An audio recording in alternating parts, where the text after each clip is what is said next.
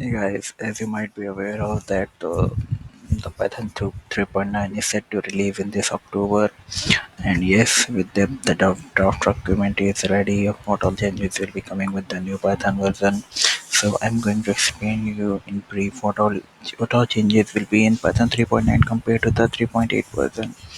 So first of all, this is the draft document that I have. The first of all, we will have now the deprecation, the code deprecation warnings. We will have the deprecation warnings, the method deprecation warnings of Python 2.7 methods. So after the release of Python 3.3, these methods were kept as backward compatible, and they were not marked as deprecated. But from Python 3.9, since they will be marked as deprecated because the support for Python 2.7 has been over on 1st of July 2020. So all these methods will be now backward compatible, won't be backward compatible. Okay, coming down to the new features, we have a new feature of dictionary merge and update. So now we can simply merge the dictionary using the inner outer left join, and also the update features of dictionary.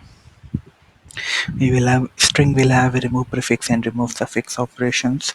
What basically it will do, we can now definitely if we have a list of strings, we can remove the suffix and prefix from that list.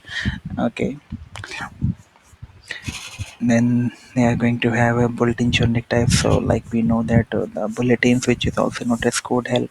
Okay, we can now define the specific data type, like if this is a list, what is the type of that list. Okay, if you have defined it specifically, the Python has implemented a new parser which is way faster than the regular parser. There are some other then there are some other changes as well which we need to do. The entire list is here, so you can read all those changes.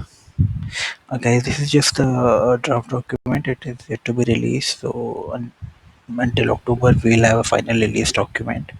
But yes, I'm really update about these features, dictionary merge and update. This is going to be one of the major features we are going to have. Also, if we see the improved modules, we have yeah, there's one more feature that is the zone info module is enabled. Okay, this is the implicit module which will tell us in which zone are you working. This data is already there in the Python interpreter, but now we have a simpler module from where we can fetch that. Specific documents are yet to be released, so I'm not going in much detail. Once they are released, I'll be able to tell you how to do that. Okay, if we see the other modules that are changed, the major ones are date time. Okay, then we have HTTP important module. We have a math module that changes. LCM and GCD methods have been updated.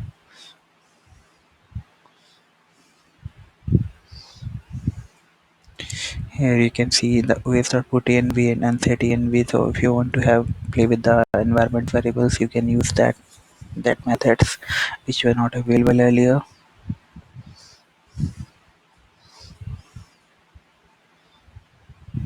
The random module will have a new rand byte methods which will generate the random bytes. Similarly, you can see their talk and you can analyze. That's what about it. Thank you guys for watching my video.